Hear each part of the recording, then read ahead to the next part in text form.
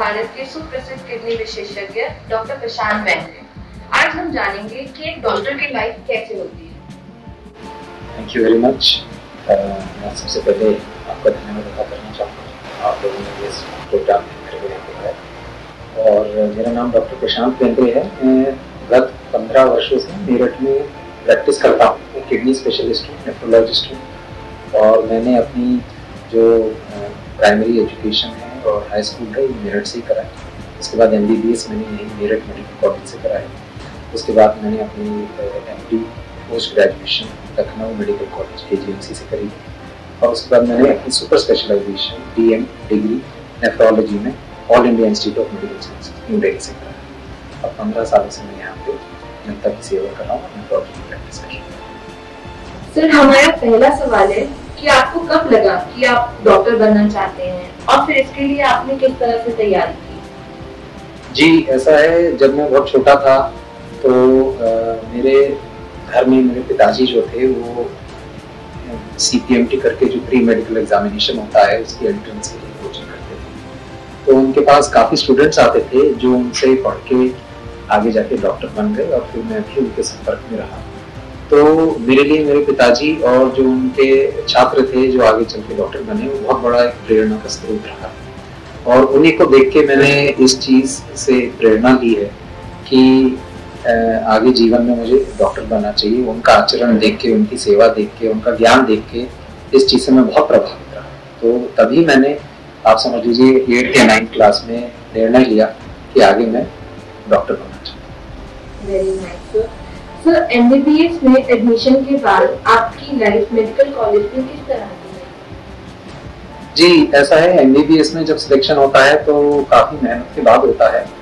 तो शुरुआत में तो आप ये समझिए कि एक तरह का जैसे झटका लगता है MBBS में आने के बाद। तो हमें वो लगा कि हमने उम्मीद करा था कि बहुत अच्छा हमारा जो है ना जीवन रहेगा as a doctor, as MBBS student. लेकिन शुरुआत में हमें कुछ कठिनाई परेशानी सभी को सामना करना पड़ता है। सबसे पहले तो बहुत पढ़ाई होती है, दूसरा एक रैगिंग पीरियड होता है जिसमें कि थोड़ा सा एक मानसिक तनाव भी रहता है। लेकिन रैगिंग के अपने फायदे भी थे, जिससे कि हमने बहुत अपने सीनियर्स से बहुत एक अच्छी तरह का बॉन्डिंग हो गई हमारी। हमें बहुत अच्छी तरीके से उनसे जान पाए, सभी लोगों से हमारा इंट्रोडक्शन हुआ रैगिंग पीरियड। और उसके बाद फिर मैं आपसे कहूँगा कि धीरे धीरे जैसे जैसे समय बढ़ता गया वैसे वैसे हमारा जो रास्ता है वो बहुत सुगम और अच्छा होता है, सुगंधित होता गया।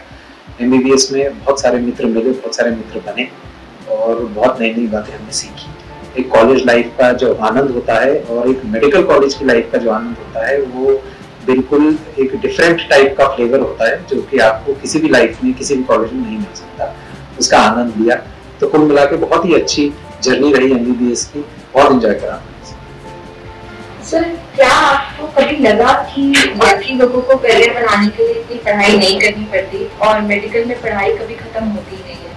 क्या आपको इसको लेकर कभी भी डिसअपॉइंटमेंट हुई? जी, ऐसा है, क्वेश्चन बड़ा अच्छा पूछा आपने। मेडिकल की पढ़ाई तो बहुत कठिन होती है, बहुत ज़्यादा होती है। डिसअपॉइंटमेंट तो कभी नहीं हुआ। हाँ, जरूर मन में बात एक दो बार आई है, कई बार आई। जब हमें पढ़ाई करनी पड़ती थी, जब एग्जाम आ जाते थे तो हमें लगता था कि भाई कहाँ फंस गए, इससे अच्छा तो हम कुछ और ही कर रहे होते। तो जो सिलेबस होता है, जो करिकुलम होता है MBBS का, उससे आगे का भी काफ़ी टफ होता है। काफ़ी उसमें पढ़ाई होती है, काफ़ी मेहनत करनी पड़ती है। लेकिन जिसे कहते हैं कि जब आप किसी दौड़ में होते हैं तब आपको मानसिक तनाव होता है, लेकिन जब आप दौड़ पार कर लेते हैं तो एक अलग तरीके का आनंद होता है। तो इसी तरीके से MBBS में जब हमने पढ़ाई करी तब हमें थोड़ा सा जरूर ये फील हुआ कि हाँ, ये हमारे लिए थोड़ा सा टफ चॉइस था। लेकिन हमने उसके बाद में जब उसे देखा तो बहुत एंजॉय करा उस चीज़ को, और उससे हमें एक डिफरेंट टाइप का एक्सपीरियंस रहा। एक अलग तरीके की हमें अच्छी आदतें पड़ गई मेहनत करने की, पढ़ाई करने की। और एक जो नींव पड़ जाती है MBBS में कि एक तरीके से पढ़ाई नहीं होती हमारे लिए, एक लर्निंग होती है, एक हमारा जिसमें कहते हैं कि ज्ञान वृद्धि होती है, जो कि हमें जीवन भर उसका पालन करना पड़ता है मरीजों की सेवा के लिए, अच्छे उपचार के लिए, अपने फील्ड में आगे बढ़ने के लिए। तो उस चीज़ की आदत हमें MBBS से ही पड़ जाती है। तो डिसअपॉइंटमेंट कभी नहीं हुआ।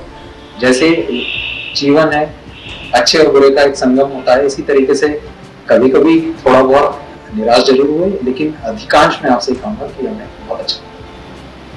सर, MBBS पूरी करने के बाद आपको क्या क्या चैलेंजेस फेस करने पड़े?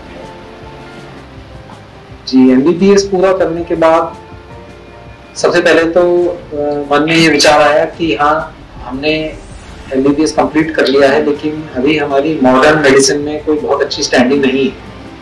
तो एक तरीके से हमें ये महसूस हुआ कि एक बहुत बड़ा हमने पड़ाव पार कर लिया है, लेकिन हमें फिर इस चीज़ का रियलाइजेशन हुआ कि आगे बढ़ना है अगर मेडिसिन में तो बहुत कुछ करना पड़ेगा, बहुत मेहनत करनी पड़ेगी, आगे पढ़ाई भी करनी पड़ेगी। और उन चैलेंजेस को उठाने के लिए मन को हमने पक्का करा एमबीबीएस के बाद, और हमें महसूस हुआ कि एमबीबीएस के बाद एज अ प्रोफेशनल अभी हमें बहुत ज़्यादा कुछ नहीं मिल पाएगा।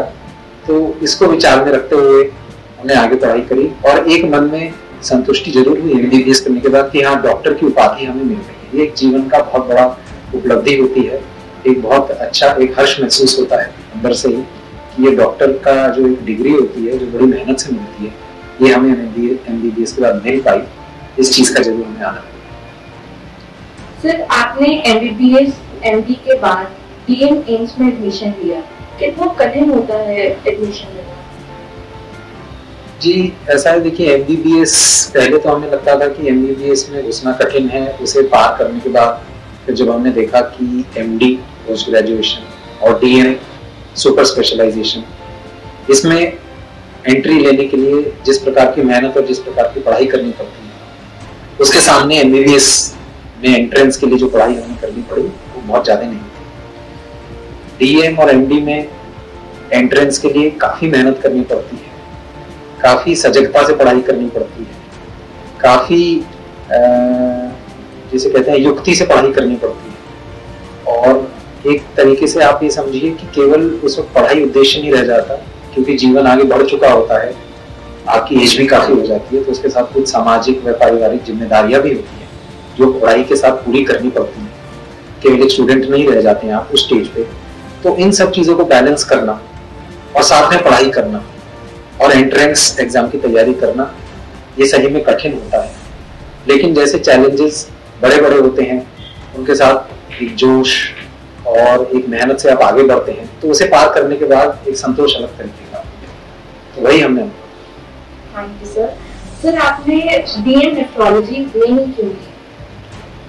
जी, देखिए ऐसा है कि जैसे हर मनुष्य की जिस प्रकार से जो वातावरण होता है और जिस प्रकार से लोगों के संपर्क में आता है, उसी प्रकार से उसका जीवन आगे बढ़ता है। तो जब मैं एमडी मेडिसिन कर रहा था, तब हमारे जो प्रोफेसर थे, जो हमारे गाइड भी थे, प्रोफेसर एनके मित्रा, लखनऊ में रिटायर्ड प्रोफेसर हैं, उनका बहुत स्नेह रहा और उन्होंने हमें नेफ्रोलॉजी जो ब्रांच है, किडनी स्पेशलिटी जो है, उसके लिए बहुत प्रेरित करा और वो उस चीज़ को प्रैक्टिस करते थे। तो उन्हें हमने एक प्रकार का रोल मॉडल बना के उसे देख के, और हमारे जो सीनियर्स थे उनमें से काफ़ी लोगों ने जिन्होंने गुर्दा विशेषज्ञ जो बने या जिन्होंने डीएम नेफ्रोलॉजी करी, उनसे संपर्क में आके हमें भी एक ऐसा महसूस दिया कि हमें किडनी डिजीज़ के बारे में अधिक पढ़ाई करनी चाहिए, क्योंकि उस टाइम पे ना तो बहुत ज़्यादा ज्ञान था किडनी की बीमारी के बारे में, ना बहुत ज़्यादा उपचार था किडनी की बीमारी के बारे में।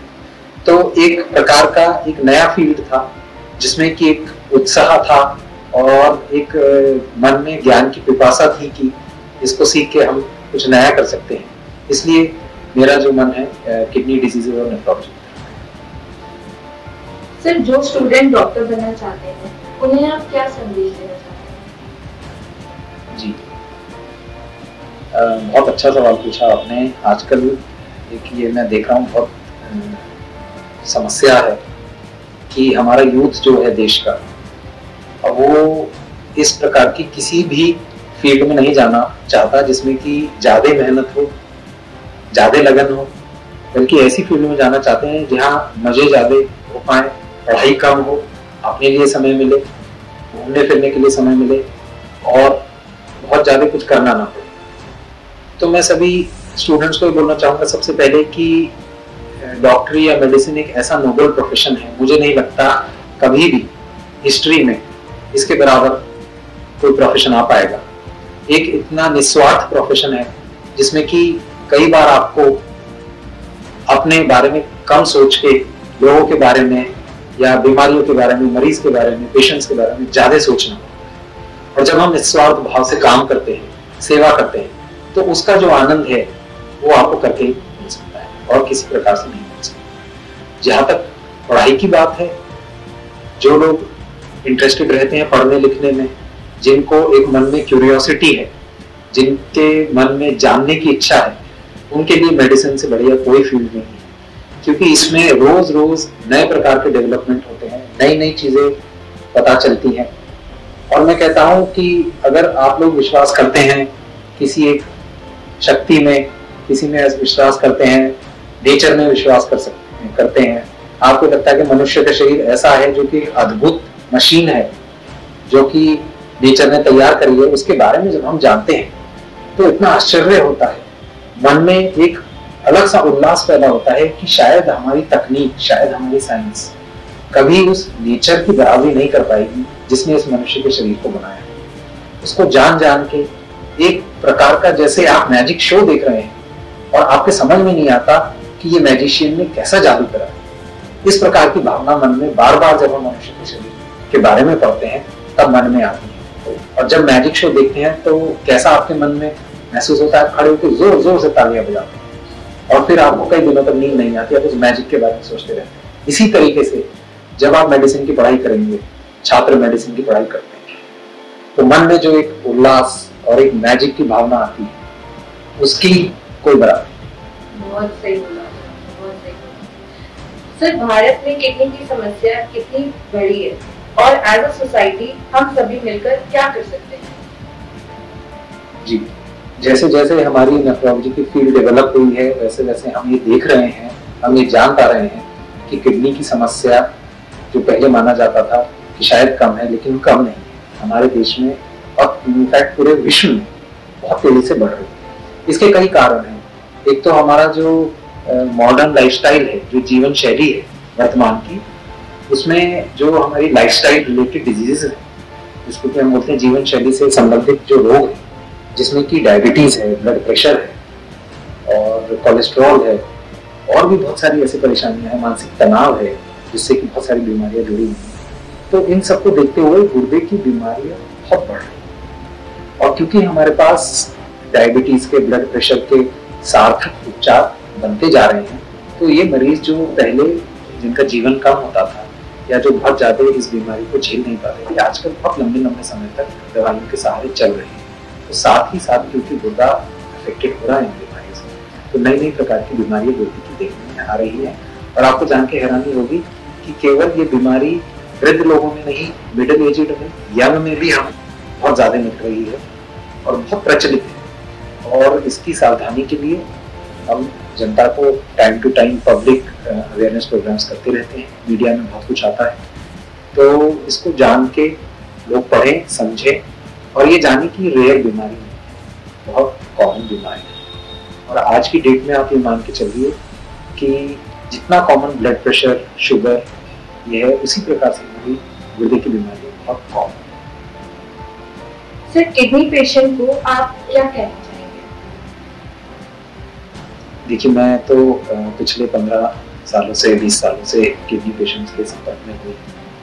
हमारे जो किडनी के पेशेंट्स होते हैं बेचारे बहुत परेशान होते हैं, अलग अलग प्रकार की बीमारियां होती हैं, कुछ का हमारे पास सार्थक इलाज है, कुछ का इलाज बहुत अच्छा नहीं है।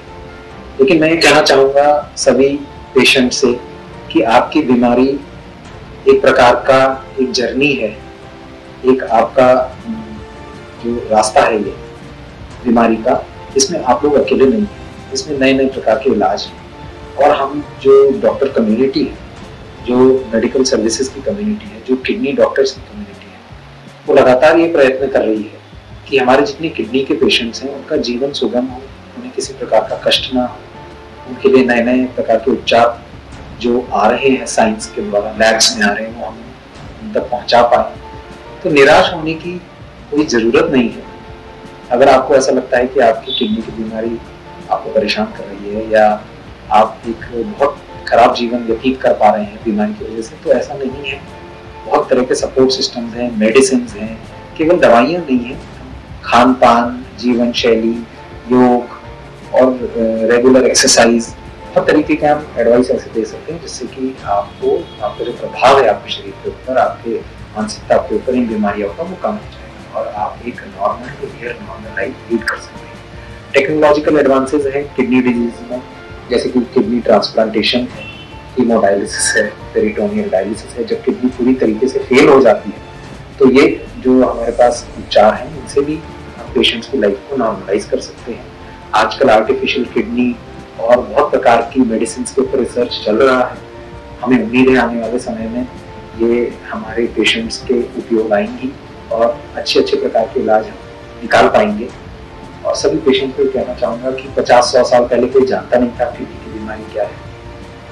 20-25-30 साल पहले तक किडनी का उपचार कॉमन नहीं था। ये केवल विदेशी देशों में या वेस्टर्न कंट्रीज में अवेलेबल था, हमारे देश में तो इसी प्रकार से साइंस का और इलाज का और बीमारियों का सिलसिला चल रहा है। आने वाले समय में और नए प्रकार के ट्रीटमेंट आएंगे। हम सब लोग आपके साथ हैं, आपको परेशानी सर अपना समय और इतनी